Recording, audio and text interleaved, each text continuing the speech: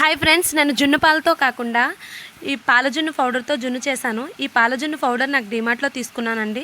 దీంతో జున్ను చేశాను. ఎలా వచ్చిందో చూడండి. నేను ఫస్ట్ 8 నల్ల మిరియాలు, 3 యాలకులు, అరంగుళం సొంటిని తీసుకొని మెత్తని పౌడర్ చేసుకొని పక్కన పెట్టేసుకున్నాను. తర్వాత ఒక గిన్నెలో 1/2 లీటర్ పాలు, 100 గ్రాములు కామధేను జున్ను పౌడర్ వేసుకొని అందులో ముందుగా దంచిన మిరియాలు, యాలకుల పౌడరు, 1/2 టీ స్పూన్ పసుపు, 200 గ్రాములు బెల్లాన్ని మెత్తని పౌడర్గా చేసుకొని వేసుకొని దాన్ని బాగా కలిపి దాన్ని వడపోసుకొని వేరే గిన్నెలో తీసుకున్నాను.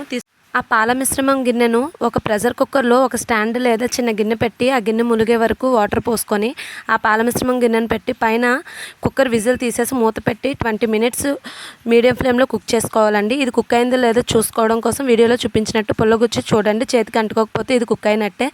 దీన్ని కుక్ అయిన తర్వాత స్టవ్ ఆఫ్ చేసుకొని 3 to 4 అవర్స్ తర్వాత సర్వ్ చేసుకోవడమే. చాలా బాగా వచ్చిందండి. మీరు కూడా ట్రై చేయండి ఈ మిల్క్ పౌడర్తో. వీడియో నచ్చితే లైక్ చేయండి, షేర్ చేయండి, సబ్స్క్రైబ్ చేసుకోండి. Thank you.